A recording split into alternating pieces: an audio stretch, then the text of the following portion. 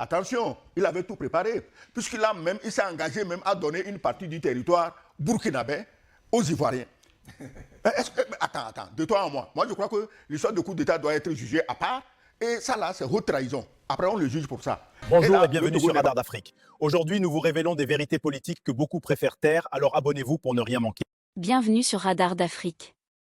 L'extradition du colonel Damiba vers Ouagadougou vient de briser le dernier verrou d'un vaste complot régional.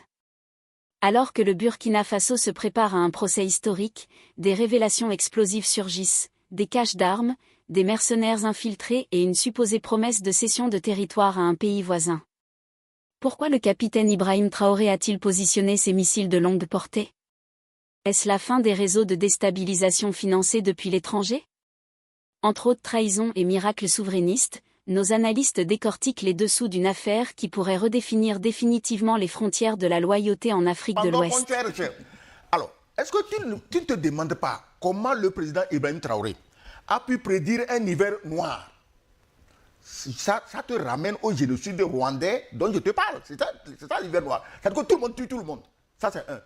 Tu ne te demandes pas pourquoi ce capitaine, président Ibrahim Traoré, a acheté des missiles de longue portée. Les gens disent, ah non, ça ne sait pas, on ne va pas tuer les terroristes avec missiles de longue portée. Non, ce n'est pas les terroristes qu'on va tuer avec ça, c'est vous-même qu'on cherche.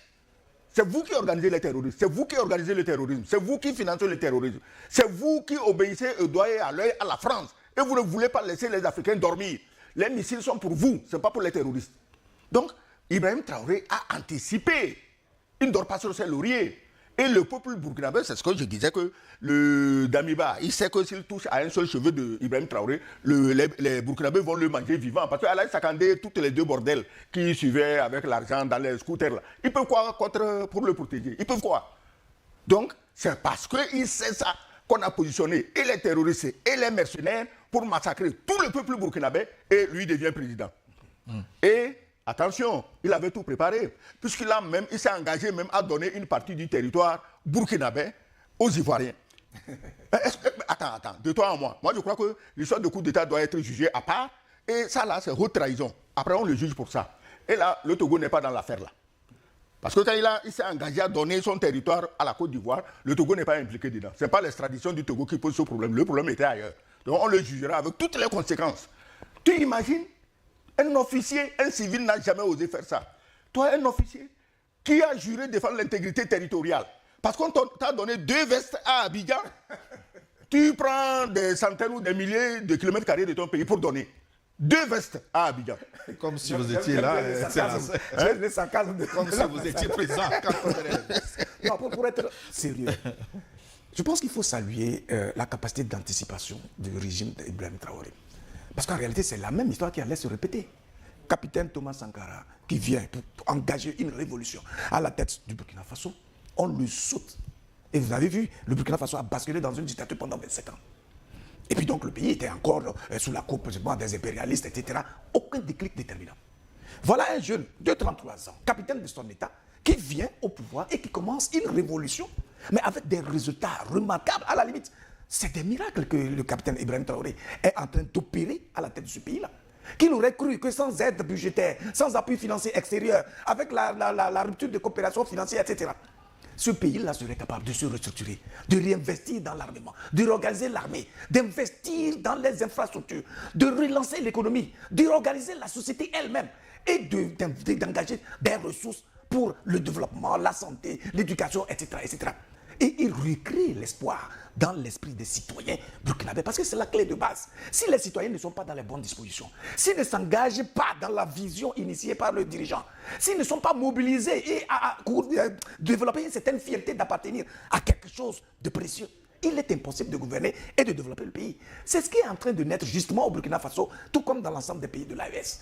Comment un dirigeant qui a eu le privilège, inouï, d'être à la tête de son pays pendant 8 mois, peut être aussi maladroit, aussi mauvais, aussi cruel pour saboter une dynamique, un projet national de reconstruction comme celui-là. C'est vrai, tout le monde est complexé, tout le monde a ses faiblesses d'humain, parce qu'on a écouté son séjour à la tête du pouvoir. Il peut se dire, bon, il est complexé, son orgueil est blessé, mais oui, le bon sens, la raison, tout ce qui est inhérent à la nature humaine devrait l'amener à comprendre que oui, c'est un jeune frère, oui, Mais il fait mieux que moi. Je n'ai pas d'autre choix que d'accompagner parce que le peuple à qui appartient le pouvoir l'accompagne.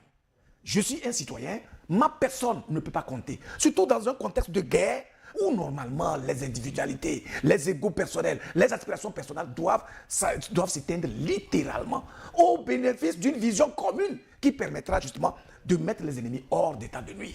Et donc si vraiment Damiba est rentré dans cette forme de conspiration, je pense qu'il ne peut pas échapper à la rigueur de la loi. Parce que par sa faute, des dizaines de personnes ou des centaines de Burkinabés sont morts.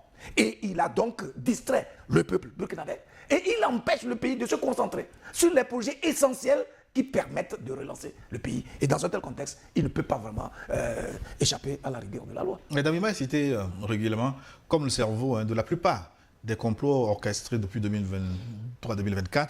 Excellence, est-ce que son extradition va neutraliser définitivement tous ces réseaux de déstabilisation? Le Burkina, Si on coupe la tête, est-ce que les le Burkina, le Mali, le Sahel, eux, ils sont engagés dans une lutte implacable contre les terroristes. Et je crois qu'il faut qu'ils entament la phase de la lutte contre les sponsors des terroristes. Ça, c'est important. Damiba seul ne suffit pas, parce que Damiba même était poussé, financé, encouragé, avec des soi-disant influenceurs. Tout ce monde-là. Tant que c'est Damiba seul que tu tiens, ils vont continuer leur pagaille. D'ailleurs, il faut suivre les réseaux aujourd'hui. Qu'est-ce qu'ils sont en train de dire?